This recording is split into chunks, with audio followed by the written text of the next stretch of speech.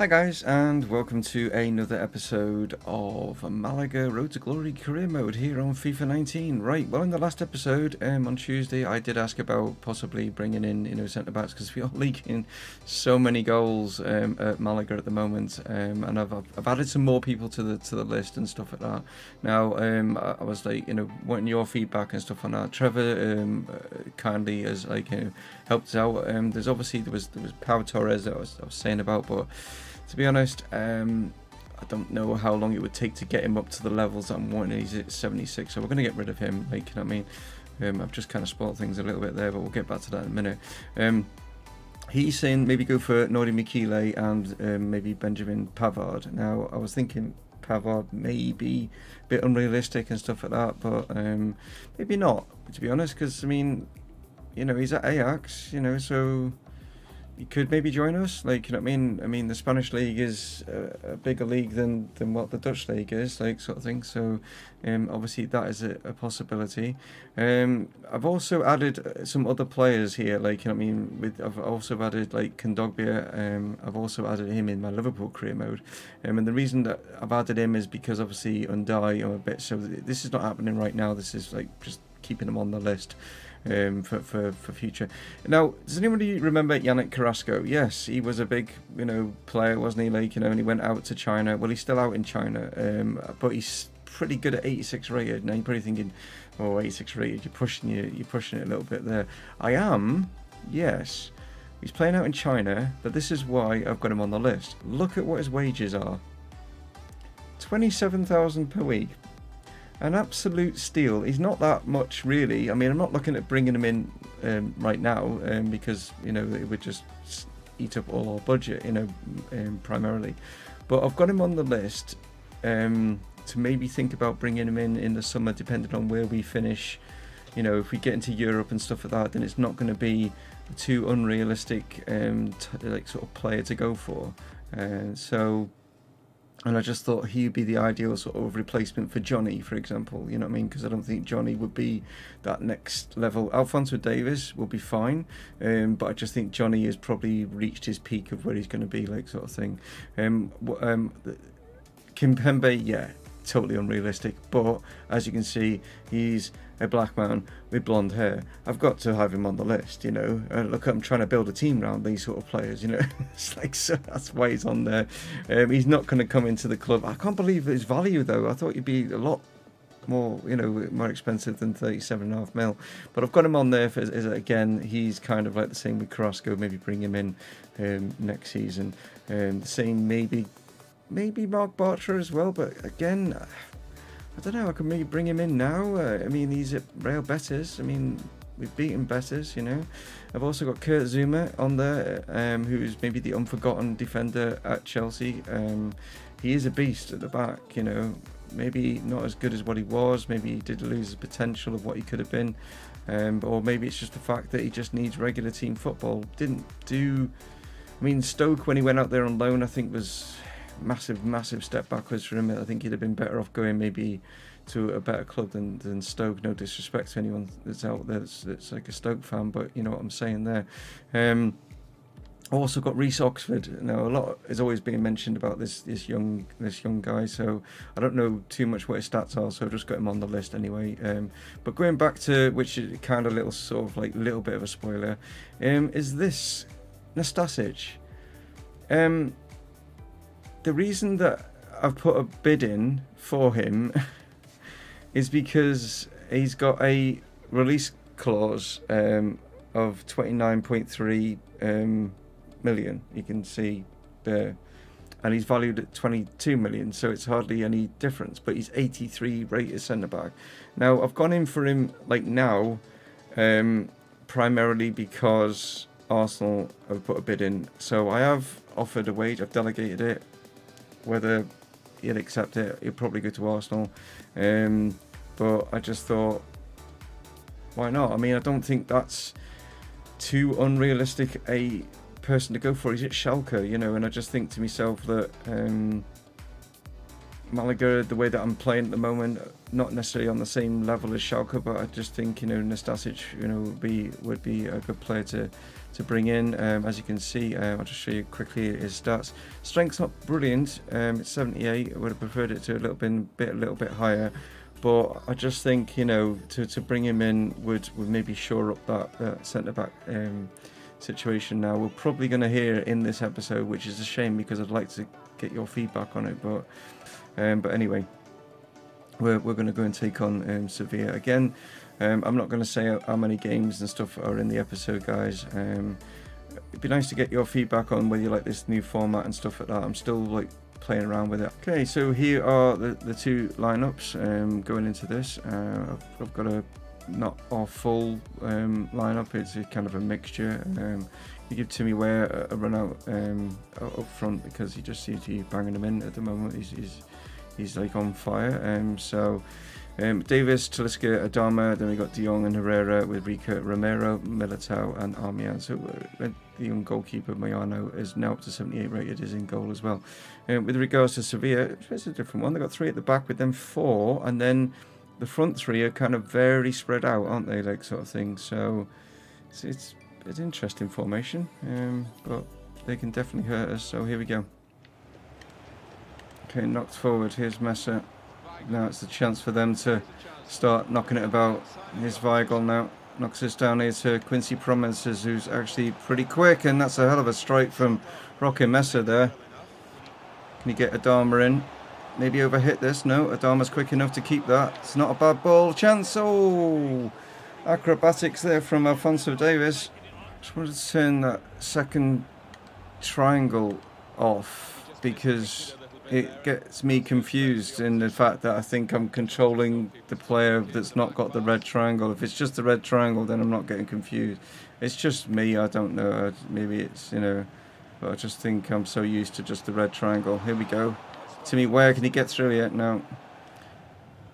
Got caught out here. Adama should get there. He does slide, but he kind of helps Melito out there by pushing it down to him. Oh, I turned inside. Shouldn't do that. Should never turn inside as a defender. Herrera. Muriel is stronger than him. No, and that's in. Oh, that's all down to just strength again. Herrera is not strong enough to keep the ball there, and he loses it out. And Sarabia comes in. De Jong into Herrera. Adama keeps getting pushed too far wide and goes on his wrong foot, but there it is. Timmy Weah is in. The ball that keeps getting played out to Adama keeps being overhit, and he keeps getting put onto his left foot rather than his right, and he's not able to whip it in. He has to come back and turn inside, and then, but he's done alright with his weaker foot, and Timmy Weah is still in the goals. So not bad. Who's it that's actually come on? It's got to take so long for that to change at the top. You know, does this game not know like that people commentate? I mean, how long does it take for the name to change? Davis, nicely done. Superb, little bit of skill to get through there. Rica now. It's fallen to Talisca. Oh, well, down the line is Davis. Cuts it inside. Talisca will turn. Find Weah. It's got Herrera through here. He's onside. Yes. Just had to look across. Well, he makes up for giving away their goal, I suppose, because it was kind of him that his strength didn't hold off the player for them to get the cross in. So he kind of makes up for it. I was wondering if that, I mean, it's got to be very, very tight, that is. But I got it onto his right and he slots it. Here's Herrera inside to Schinkel. No, goes to Sarabia. Rica's going to be not going to be able to get here. He's 2 out of. Every time a cross comes in, you know that they're going to win. Every time. You just can't defend against it. There's nothing you can do. What you can do is keep jumping with your players, hoping for the best. Nothing you can do about it. It's FIFA 19. Here they go. It's where they'll have loads of more time to. They'll score the winner. My God, I actually got it. It'll blow up now. There it is. Of course it is, because I got the ball. I think I'm just pissed off with FIFA 19. I think that's what it is. Just so angry with it. I need to just forget that. And it's so hard to forget it though.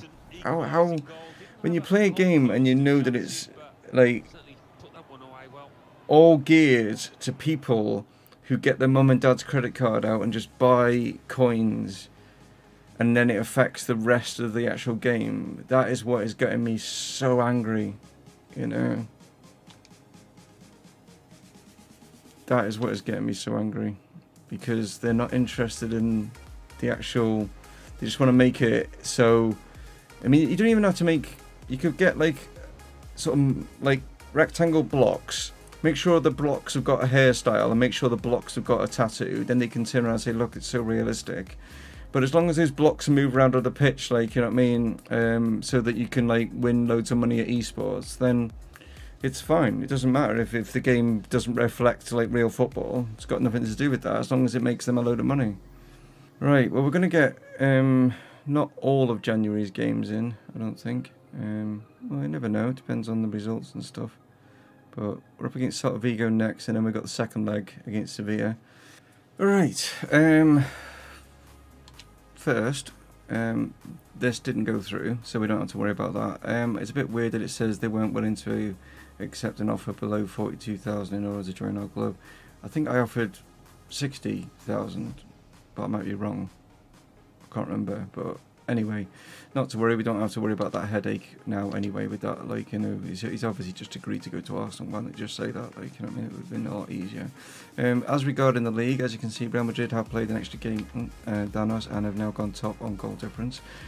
We are up against Celta, who are actually in 5th spot, but it could end up being a bit of a, you know, we've got to sacrifice some points here in order to try and get past Sevilla in the cup, you know what I mean, because the cup only comes around once a year, you know, whereas I've got plenty more opportunities to keep myself up and around these European spots, and Celta, not like they're going to, like, by winning go ahead of us. We're in a pretty good position at the moment, with regards to we've lost less games than everyone else in the league, so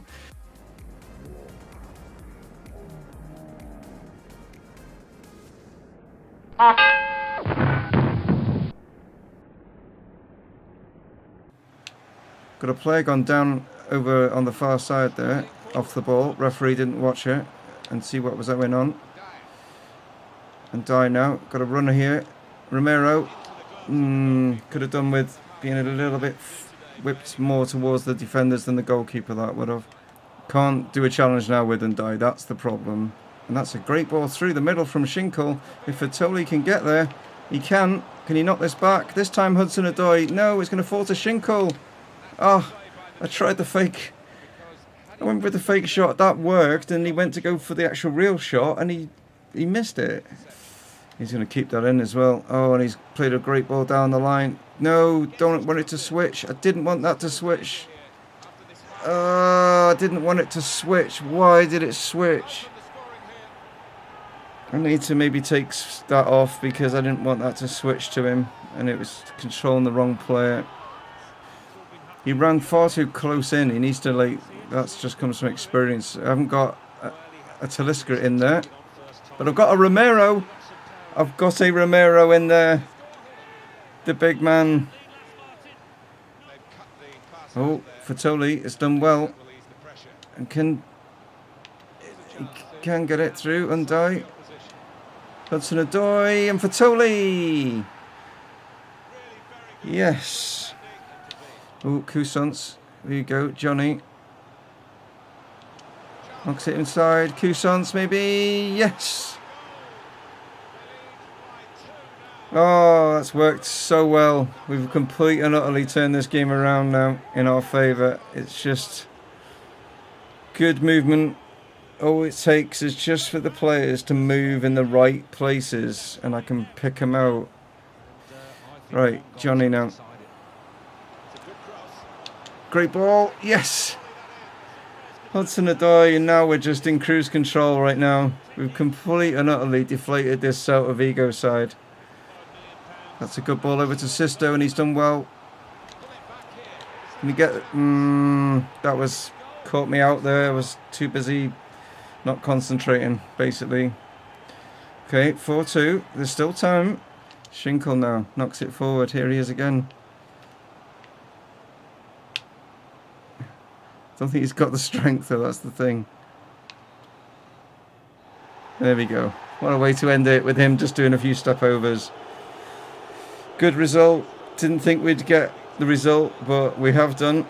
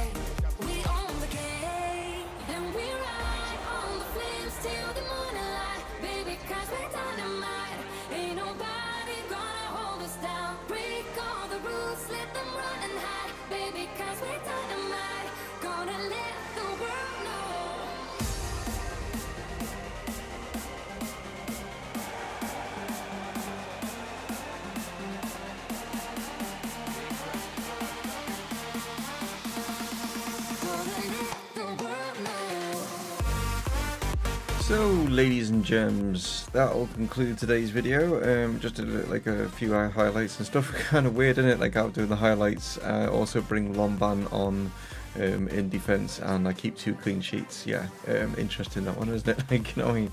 But that's the thing, when you are not concentrating on commentating, make sure all the equipment is recording. Make sure that it is recording. Hold on. Yeah, and stuff, just making sure the sound was working there. You know, things like that, your mind can just concentrate primarily on the game, you know, just make sure I play the pass here, play the pass there. I'm not trying to do anything like, you know, stupid, because it's like panicking and stuff, and it's a whole different ball game. You should try it sometimes, guys. Try playing the game, trying to talk to a camera or your bedroom wall or whatever, and it's a whole different ball game no matter what game you're playing. It's a weird scenario, like, sort of thing. But anyway, I'm not going to try and make any excuses, because yes, we've done all right today, haven't we? Like, considering we are through to the quarterfinals. We will play Getafe in the quarterfinals, which is not too bad, to be honest. I was so surprised at that second leg against Sevilla. I didn't change the sliders or anything. No, didn't do that. It's still on the default slider settings, like, you know what I mean? So I didn't change anything there. Just, you know, everything just clicked. And like I say, you know, when you're not having to commentate and stuff, it can work out better. But there you go.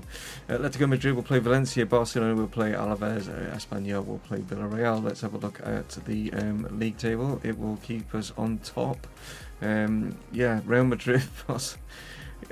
Yeah, I don't know what they are playing at, like, you know what I mean, to be honest. But we are sitting pretty at the top of the tree. We go in the next episode. We will take on Celta, Vigo yet again. We've already played them once, so will they?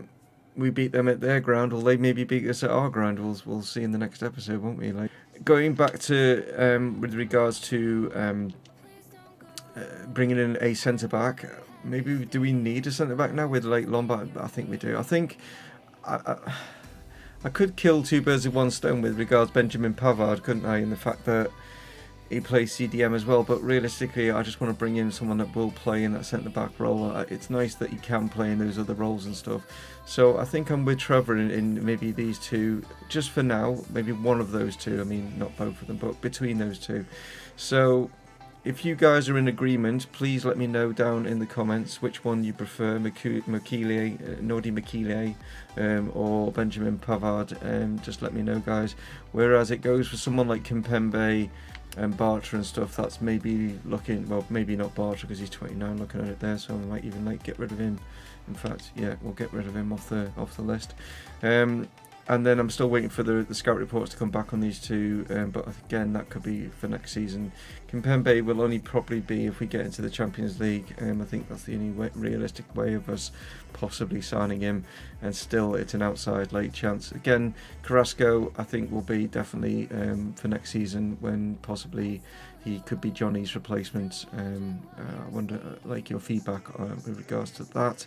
And then we've got the opportunity of bringing in maybe, well, I say this, Lo Celso has actually just moved to Schalke, so it did come up, and I didn't go for him because I thought it was a bit, you know, not right to go for him just yet. But I might go for this guy, Sanderberg, to replace Ndai next season. That's possibly what I'm looking at, because we have got obviously De Jong, which will fit in there quite nicely, to be honest. So I might actually go for this guy, Sanderberg, as the replacement for Ndai. Possibly Barrios, but I just got a feeling that Sanderberg, with him being 21 and 78 already, that he's got more growth in him than what Barrios has, even though Barrios has got some incredible stats, as you can see right there, like, you know what I mean, especially on his physicals and mentals, like, you know what I mean. But anyway, guys, take it easy. I'll catch you next time. If you wouldn't mind joining me tomorrow for Liverpool. If not, I'll catch you next week. Take it easy. This is Dave from Mumongu Gaming, signing off. Cheers.